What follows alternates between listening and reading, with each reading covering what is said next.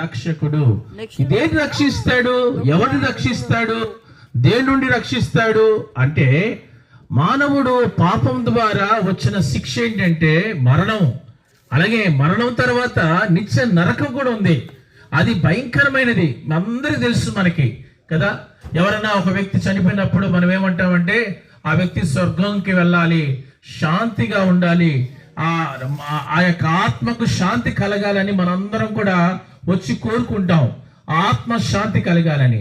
నిజంగా ఆత్మ శాంతి కలుగుతుందా అంటే కలుగుతుంది. ఎప్పుడు అంటే, ఎప్పుడైతే ఈ మానవుడు మనిషి పాపము లేకుండా, ఆ పాపం అంతా కూడా తీసివేయబడితే, పాపము లేకుండా ఉంటే నిజంగా ఆత్మకు శాంతి నెమ్మది జరుగుతుంది.